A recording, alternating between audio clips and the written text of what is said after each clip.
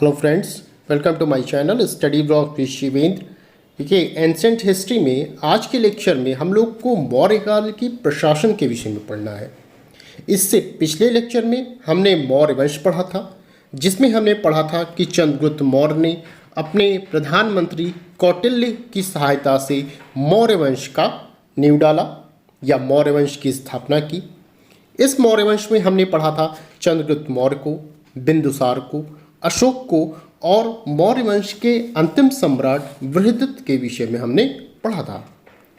आज जो लेक्चर है वो मौर्य काल का प्रशासन कैसा था, कैसे लोग रहते थे, वहाँ का प्रांतीय प्रशासन कैसा था, नगर का प्रशासन कैसा था, केंद्र का प्रशासन कैसा था, सैन्य व्यवस्था कैसी थी, न्याय व्यवस्था कैसी थी, इन तमाम चीज़ों को आज हम लोग इसमें आज के लेक्चर में कवर करेंगे।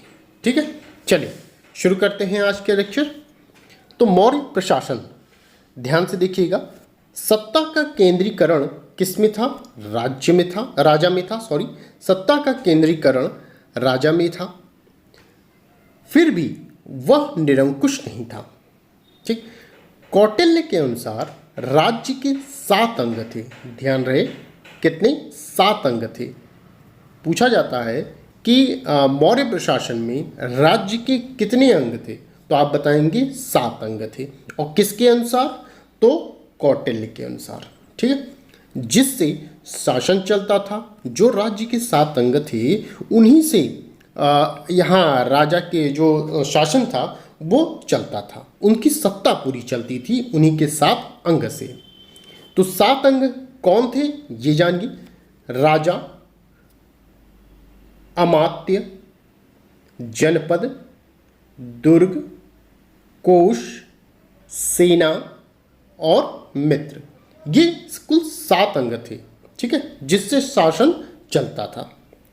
आगे देखिए, केंद्रीय प्रशासन कैसा था। इसमें 18 विभाग थे, जिसको हम कहते थे तीर्थ कहते हैं। इसमें समाहर्ता, सन्निधात्र, सीताध्यक्ष एवं लक्षणाध्यक्ष जैसे पदाधिकारियों से यह चलता था। जो 18 विभाग है इन लोगों से चलता था। ठीक है, अब ध्यान दीजिएगा कि जो कोषाध्यक्ष था, कोषाध्यक्ष को ही सन्निधात्र कहते थे। ठीक है, और कृषि विभाग जो देखता था वो उसको सीताध्यक्ष कहते थे, और मुद्रा जारी करने वाले को क्या कहते थे? लक्षणाध्यक्ष कहते थे। क्वेश्चन पूछा जाता है आपसे कि कृषि विभाग, जो मौर्य काल में कृषि विभाग जो देखता था उसको क्या कहते थे? तो उसको सीताध्यक्ष, मुद्रा जारी करने वाला लक्षणाध्यक्ष, कोषाध्यक्ष को सन्निधात्र कहते थे। ठीक है, ये ध्यान रहे आपको, ये क्वेश्चन पूछा जाता है। अब प्रांतीय प्रशासन देख लेते हैं। यह विषय में विभक्त था। विषय मतलब जिलों में विभक्त था। ठीक है, जिलों को उस समय विषय कहा जाता था। तो यह विषय में विभक्त था, जो विषयपति के अधीन होता था। प्रशासन की सबसे छोटी इकाई गोप थी, जो 10 गांव का शासन संभालता था।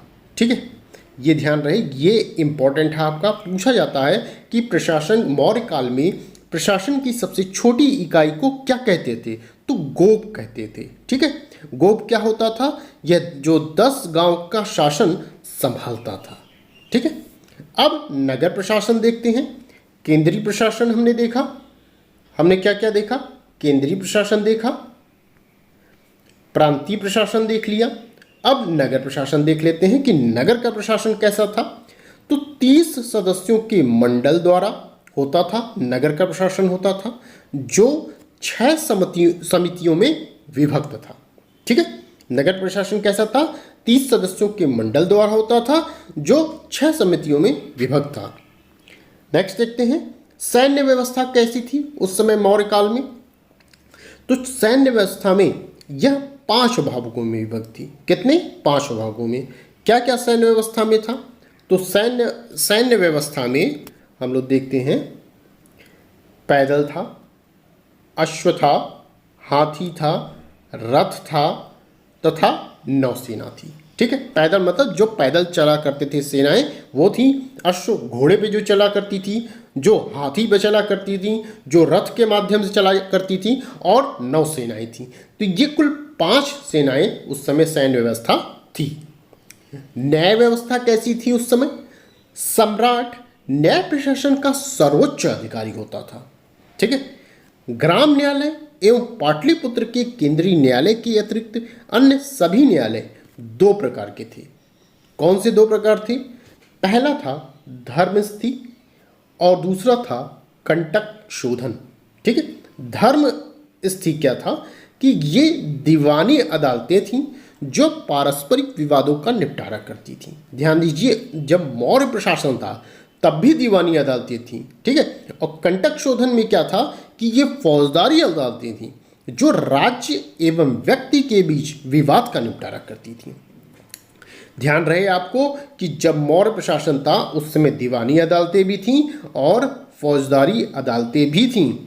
ठीक है। दीवानी क्या करती थी? पारस्परिक जो विवाद होते थे उनका निपटारा करती थी, जबकि फौजदारी अदालतें क्या करती थीं? राज्य एवं व्यक्ति के बीच जो भी विवाद हो उनका निपटारा करती थी। तो फौजदारी अदालतों को क्या कहा गया? कंटक शोधन कहा गया, जबकि दीवानी अदालतों को क्या कहा गया? धर्मस्थी कहा गया। ठीक है, ये ध्यान रखिएगा, ये इंपॉर्टेंट है न्याय व्यवस्था।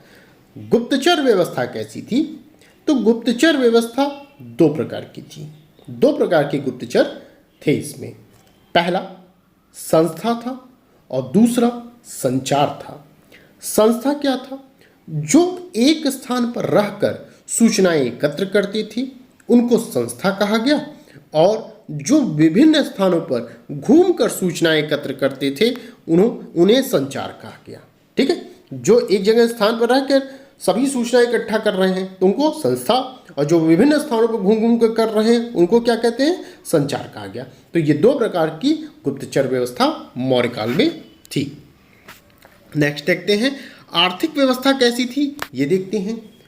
राज्य की अर्थव्यवस्था कृषि, पशुपालन और वाणिज्य पर आधारित थी। ठीक है। किस पर आधारित थी? 3 चीज पर। कृषि पर आधारित थी, पशुपालन पर आधारित थी और वाणिज्य पर। कृषि मतलब कृषि करते थे लोग, अनाज उनाज बोना होना ये सब करते थे। पशुपालन मतलब जानवरों का पालन करते थे, और वाणिज्य मतलब कि सामान का लेन देन उस समय था। ठीक है। तो राज्य की अर्थव्यवस्था कृषि, पशुपालन, वाणिज्य पर आधारित थी, जिन्हें सम्मिलित रूप से क्या कहा जाता था? वार्ता कहा जाता था। मोस्ट इंपॉर्टेंट आपका है ये, पूछा जाता है आपसे कि वार्ता किसे कहा जाता है, तो आप बताएंगे मौर्य काल में जो कृषि, पशुपालन और वाणिज्य की व्यवस्था थी इनके सम्मिलित रूप को वार्ता कहा जाता है। ठीक है। चलिए नेक्स्ट पॉइंट देखते हैं। इसी में भूमि पर राजा का स्वामित्व था तथा राज्य की भूमि की व्यवस्था सीताध्यक्ष करता था। ठीक है। कौन करता था? सीताध्यक्ष करता था। हमने बताया था कृषि विभाग जो देखता था उसको क्या कहते थे? सीताध्यक्ष कहते थे। ठीक है। नेक्स्ट है स्वतंत्र रूप से खेती करने वाले किसानों से भाग, बलि, हिरण नामक कर लिए जाते थे। इसका मतलब कि जब मौर्य प्रशासन था उस समय भी टैक्स था, और टैक्स का नाम क्या क्या था? भाग, बलि, हिरण, ये टैक्स थे जो किससे लिए जाते थे? किसानों से लिए जाते थे। ठीक है। खेती के संबंध में लगाए जाते थे, कृषि के संबंध में ये टैक्स लगाए जाते थे जो किसानों से लिया जाता था, तथा सिंचाई के लिए उपज का 1/5 से 1/3 भाग पर कर लगता था। ठीक है। जैसे कृषि पर लग रहा है तो सिंचाई पर भी टैक्स लगता था। सौराष्ट्र में सुदर्शनशील थी। मोस्ट इंपॉर्टेंट आपका ये पॉइंट ध्यान रखिएगा। सौराष्ट्र में सुदर्शनशील थी। इसको किसने बनवाया था? ये कई बार क्वेश्चन पूछा जाता है, तो आप बताएंगे सर्वप्रथम सौराष्ट्र में जो पुष्य सुदर्शनशील थी उसको पुष्यगुप्त ने बनवाया था। ठीक है। किसने? पुष्यगुप्त ने सुदर्शनशील का निर्माण किया था। इसमें नेक्स्ट पॉइंट देखते हैं। जंगल राज्य की संपत्ति थी जो 2 प्रकार की थी। कौन से 2 प्रकार थे? पहला हस्तिवन था और दूसरा द्रव्यवन था। हस्तिवन क्या था? जहां हाथी रहते थे, और द्रव्यवन क्या था? जहां विभिन्न लकड़ियां एवं लोहा, तांबा आदि धातुएं प्राप्त होती थी। ठीक है। लोहा तांबा आदि धातु क्या है, द्रव्य है, इसलिए इसको द्रव्यवन कहा गया। और जहाँ हाथी रहते हैं उसको हस्तिवन कहा गया। हाथी को हस्ती कहा जाता है, हाथी का पर्यायवाची है हस्ती, तो इसको हस्तिवन। तो जंगल राज्य की संपत्ति थे उस समय, और वह दो प्रकार के थे। कौन से दो प्रकार, एक हस्तिवन, दूसरा द्रव्यवन। हस्तिवन जहाँ हाथी रहते थे, द्रव्यवन जहाँ लकड़ियाँ, लोहा, तांबा आदि धातुएं प्राप्त होती थी। ठीक है। इसके अतिरिक्त वाणिज्य कर, नाव व पत्तन कर, चारागाह एवं सड़क आदि पर भी टैक्स लगाया जाता था। ठीक है, ये हुआ आर्थिक व्यवस्था। अब देखते हैं व्यापार कैसा था उस समय। व्यापार कैसा था, स्थल एवं जल दोनों मार्ग का उपयोग होता था। व्यापार में इन दोनों मार्ग का उपयोग हुआ। कौन सा दो मार्ग, स्थल का भी यूज होता था और जल का भी यूज होता था। पश्चिमी तट पर सोपारा नामक बंदरगाह था, बंदरगाह का नाम था सोपारा। दक्षिण से हीरा, सोना, शंख आदि आते थे एवं मिस्र को हाथी दांत, कछुए, मोती, नील निर्यात किए जाते थे। ठीक है। मार्ग में माल नष्ट न होने पर क्षतिपूर्ति राज्य करता था, कि जो मार्ग आ रहा है, स्थल से आ रहा है चाहे जल से आ रहा है, यदि माल किसी भी कारण से यदि नष्ट हो जाता था तो उसकी पूर्ति कौन करता था, क्षतिपूर्ति राज्य करता था। ठीक है। इसके अतिरिक्त देशी वस्तुओं पर 4% तथा आयातित वस्तुओं पर 10% बिक्री कर लगाया जाता था। ओके। एंड लास्ट पॉइंट इसका अब है समाज कैसा था, इंपॉर्टेंट है आपका, ध्यान से पढ़िए। समाज कैसा था, लास्ट है। समाज देखते हैं कि मौर्य काल में कैसा था। कौटिल्य के अनुसार वर्णाश्रम व्यवस्था सामाजिक संगठन का आधार थी। चारों वर्णों के व्यवसाय निर्धारित थे। ठीक है। समाज का बौद्धिक और धार्मिक नेतृत्व ब्राह्मण करता था, वह भी शिक्षक तथा पुरोहित था। ठीक। नेक्स्ट पॉइंट है वर्णशंकर जाति में निषाद, रथकार, चांडाल प्रमुख थे, जबकि मेगस्थनीज ने इंडिका में भारतीय समाज को 7 जातियों में विभक्त किया है। क्वेश्चन आपसे पूछा जाता है कि मेगस्थनीज ने अपनी इंडिका में भारतीय समाज को कितनी जातियों में विभक्त किया, तो आप बताएंगे कि 7 जातियों में विभक्त किया गया है। किसके द्वारा, मेगस्थनीज के द्वारा, अपनी इंडिका में, क्योंकि इंडिका किसके द्वारा लिखी गई है, मेगस्थनीज के द्वारा लिखी गई है। ठीक है, इस चीज़ को आप जानते रहिए। अच्छा, एक चीज़ और कि हमने जब मौर्य वंश पढ़ा था तो उसमें चंद्रगुप्त मौर्य थे पहले, तो उसमें हमने बताया था कि इन्हीं के शासनकाल में ही यूनानी शासक सेलुकस ने अपने राजदूत मेगस्थनीज को दरबार में भेजा था। ठीक है, तो मेगस्थनीज किसका राजदूत था, सेलुकस का था, ये भी याद रखिए रहिएगा। ठीक है, और मेगस्थनीज द्वारा लिखा गया ग्रंथ क्या है, इंडिका है।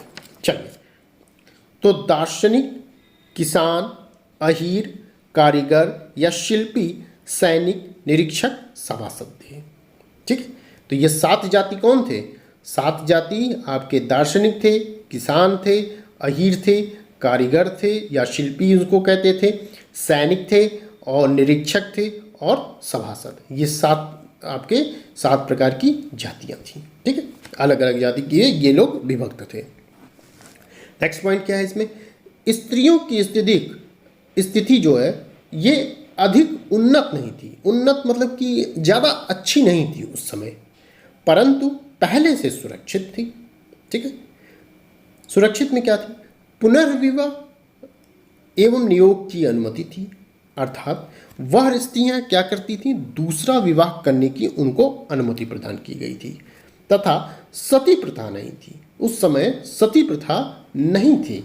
सती प्रथा क्या है कि सती प्रथा आया है कि जब उनके पति की मृत्यु हो जाती है तो जो उनकी महिलाएं, औरतें हैं जो विधवा हो जाती हैं, वो अग्नि में अपने शरीर का त्याग कर देती हैं। ठीक है, उसे सती प्रथा कहा जाता था। तो सती प्रथा उस समय नहीं थी, मगर वेश्यावृत्ति जो थी उस समय प्रचलित थी, और जो वेश्याएं महिलाएं थीं उन्हें उस समय रूप जीवा कहा जाता था। ये इम्पॉर्टेंट है आपका, ये पूछा जाता है कि रूप जीवा किसे कहा जाता है, तो आप बताएंगे जो वेश्यावृत्ति में संलिप्त महिलाएं थीं उन्हीं को रूप जीवा कहा जाता था। इसी में नेक्स्ट पॉइंट है, नगरों में कलाकार, कलाकार में कौन, नट, नर्तक, वादक एवं मदारी आदि अपनी कला का प्रदर्शन करते थे उस समय। ये क्या थे, ये कलाकार थे। नट, नर्तक, वादक, मदारी आदि ये क्या थे उस समय कलाकार के रूप में थे जो प्रदर्शन करते थे। लोग सुरापान, मांस भक्षण तथा मल्ल युद्ध से मनोरंजन करते थे। सुरापान क्या था कि जो शराब होती है उसको हम सुरापान कह सकते हैं, ठीक है, उसका यूज़ करते थे। मांस खाते थे, मांस का भक्षण करते थे, उसको खाते थे।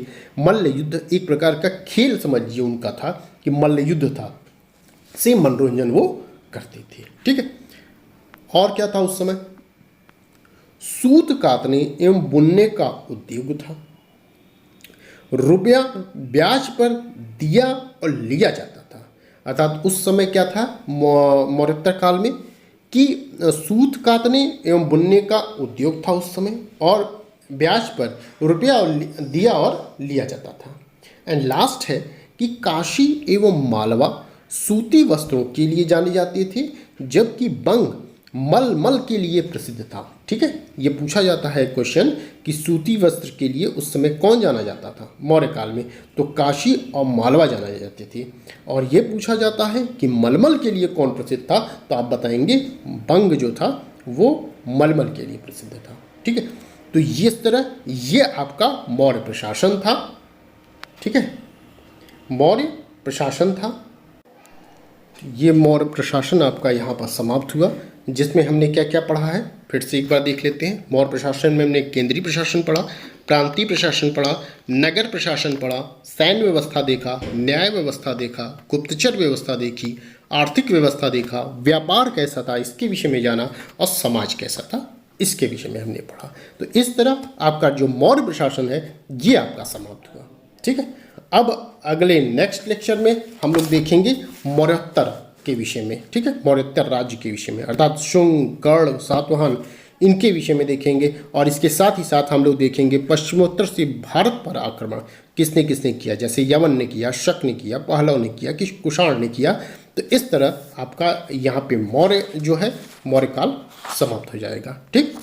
तो यहाँ तक यदि वीडियो आपको पसंद आई हो तो प्लीज़ वीडियो को लाइक, शेयर एंड सब्सक्राइब कर दीजिएगा, और साथ ही साथ बेल आइकन को भी प्रेस कर दीजिएगा, जिससे कि आने वाली वीडियो के नोटिफिकेशन आपको मिलते रहें। और इसके साथ ही साथ आप मेरे टेलीग्राम चैनल को ज्वाइन कर लीजिएगा। टेलीग्राम चैनल का जो लिंक होगा वो डिस्क्रिप्शन में आपको मिल जाएगा। यदि वो काम नहीं करता है तो मैं आपको नाम बता रहा हूँ, शिवेंद्र लॉ एकेडमी नाम से टेलीग्राम चैनल है। आप सर्च बार में जाएंगे, टाइप करेंगे, वहाँ टेलीग्राम चैनल आपको दिख जाएगा, ठीक है। तो बस आज के लिए इतना ही, फिर मिलते हैं नेक्स्ट वीडियो में। Thank you.